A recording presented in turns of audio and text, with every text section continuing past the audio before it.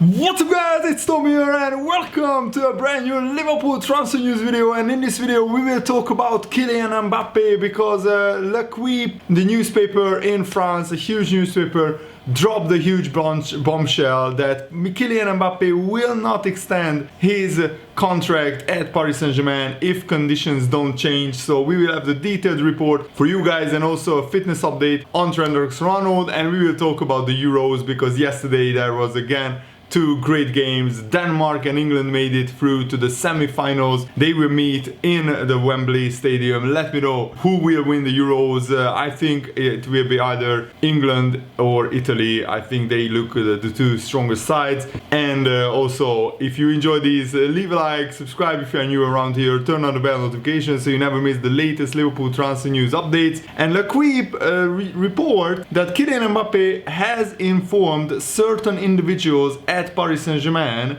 that he will not be signing a new contract, a contract extension with the PSG as it stands, but that he will see out the final year of his deal, which runs until 2022, so he could essentially be a free agent. Can you imagine Mbappe signing on a free transfer? I think Paris Saint-Germain will try everything to extend his contract or sell him this summer, because that's where I think it gets interesting. If Mbappe doesn't sign his contract, Paris Saint-Germain will start panicking and they will have to sell Mbappe. There is no way they can swallow a loss of a player who would cost around 150 million pounds with a long contract. But because he only has 1 year left on his contract, I think Liverpool could get him for a cheaper price. Before the Euros, Mbappe made it clear that he was not going to take any decision on his contract until the tournament was over. At several points in recent months, the PSG board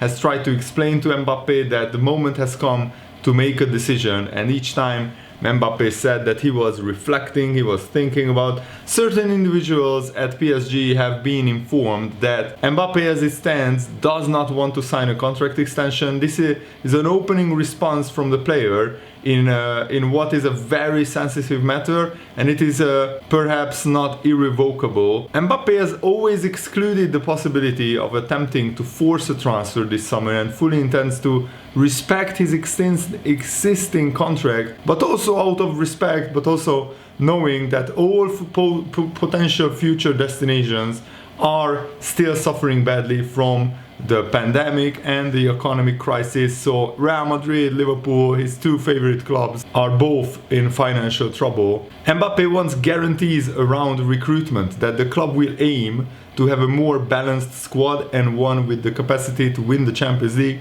Paris Saint-Germain feel that they have advanced strongly in this regard with the signings of Wijnaldum, Hakimi, Donnarumma, and they are working on additional signings. In recent months, the relationship between Leonardo and Mbappe has become strained. Because of that, the Paris Saint-Germain president, Al-Khelaifi, was electing to take charge of the matter, and he is now in charge of contract negotiations and not Leonardo. The Qatari owners are also concerned that Leonardo has messed the situation up to the point that his job security is now seriously under threat. Real Madrid and Paris Saint-Germain spoke several weeks ago about a different player in talks initiated by Real Madrid, but who also took the opportunity to ask about Mbappe. The answer was that he's still not at all for sale. This means that either PSG are convinced they will change Mbappe's mind, or they are happy to lose him for nothing next summer. So Paris Saint-Germain are playing a very, very dangerous game,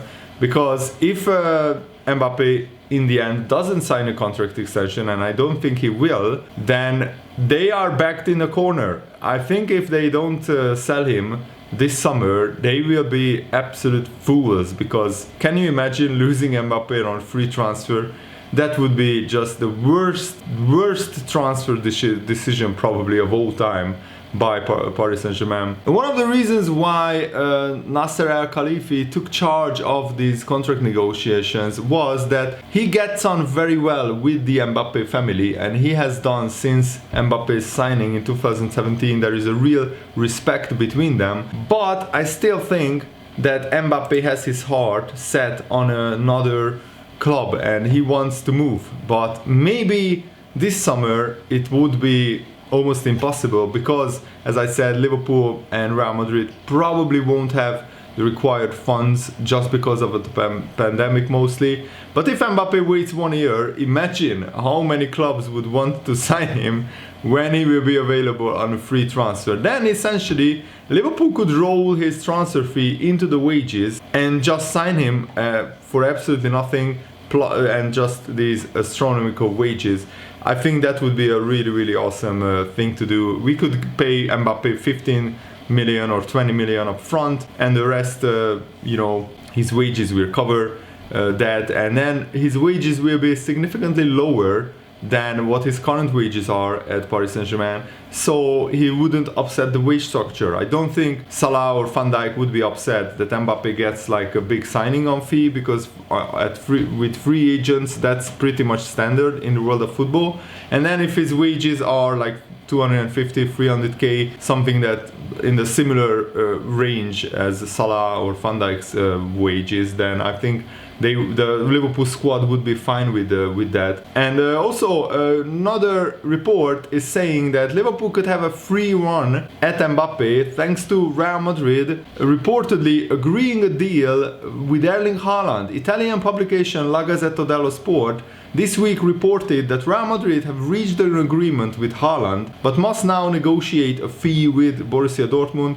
Dortmund are expected to demand around 150 million for Haaland, and if Madrid comes up with that cash, that it would likely price them out of a move for Mbappe. And yes, you probably can't sign both players. I think that would actually benefit Liverpool, because as we said, it could have a Liverpool could have a free run to sign Mbappe then. And I think Mbappe only wants to go to either Real Madrid or Liverpool. We have a really serious chance now of getting Mbappe. Former Liverpool player Michael Thomas also said Mbappe should be a target for anyone who can afford him. He's absolutely an immense talent who will only get better. I think the player himself has his heart set on a move to Real Madrid, but he's very young. He has plenty of years ahead of him. Liverpool still need reinforcements in attack. We have Harvey Elliott coming back, who is very exciting, and hopefully we get the chance. But a more senior player is also needed, and Mbappe would be the perfect transfer. Also, Liverpool may be set to engage in further transfer activity because an Avalon Sports Group co-founder has posted a series of pictures on social media of a hidden player at the new AXA training ground at Liverpool, and basically the player was taking photos ahead of that famous Liverpool wall where you announce new signings. So that is either a new contract for a player or a brand new signing, and that is actually very interesting. And Kevin Palmer, a journalist, actually said some very interesting things on Twitter. He said that under the current economic model, under the owners of FSG, it will be extremely hard for Jurgen Klopp to sustain the success and to keep winning trophies at Liverpool, because, for example, Man United signed Jadon Sancho, which I'm absolutely gutted about. Manchester City are trying to sign Harry Kane and Jack Grealish, combined 200 million pound players, and also Chelsea are weighing up a bid for Erling Haaland. So Kevin Palmer said the reports that Liverpool can only afford new signings if they raise money by selling fringe players. It's very hard for Jurgen Klopp to sustain success using FSG economics, using the transfer model by FSG. I think it's absolute nonsense that Liverpool have to sell to buy players. I don't think that's the case. I think Liverpool have a lot more money than that. Maybe we are just trying to keep it low-key, so the other clubs don't know how much money Liverpool have, because that's always better. And Trent Alexander-Arnold also posted positive progress in his recovery from injury. He said every day is a new step, every day is getting better, getting fitter. I think going into pre-season will be good. Obviously, I've had a few weeks of rest, and then I will be hitting the season and trying to push on from there. And he was shown as exercising on his balcony, I think, in Liverpool, or on holiday. I'm not sure. I'm not sure if I like the new new dreads of Trent, the new look of Trent. But you know, fair enough. He can do whatever he wants. And also we sold another French player. Goalkeeper Kamil Grabara was sold to FC Copenhagen, a big club, a really big club in Denmark, and it looks like the deal is worth around £3 million. But it looks like Liverpool have inserted a 20% sell-on clause in the contract of Grabara, which means that if Copenhagen sell him on for a profit, then Liverpool get 20% of that in the future, which I think is a really, really good deal. And also congratulations to Jordan Henderson for getting his first goal for England, and what a time to get it in the Euros quarterfinals. England smashed Ukraine 4-0, absolutely brilliant performance by England, and they still are yet to concede a goal, and they will face Denmark, who beat the Czech Republic 2-1, and England are in the semi-finals, and they will play the semi-final, and if they qualify, the final at Wembley as well. So they have a clear run at this tournament, and I really, really hope that England break their long duck and win their first European Championships, because that would be amazing. It's a little bit heartbreaking for Trent Alexander-Arnold that he didn't make the Euros. He got injured in the last friendly, but Henderson could become a European champion with England as well after winning the Champions League with Liverpool. How amazing would that be? So I wish England all the best. I think they grew into this tournament. They started slow with the group stages, but now with each game they are playing better and better. So hopefully against Denmark they can finish the job and get to the final. How amazing would it? An Italy-England or a Spain-England final, that would be absolutely epic. But Denmark are also the dark horses of this tournament. They have played very well in this Euros after losing their first two games, and now they are in the semi-finals. So I have a soft spot for Denmark as well, can't lie, but I want England to win this Euros. That would be amazing. Thanks for watching, guys. Hope you enjoyed this. Have a nice day. See you later. Goodbye.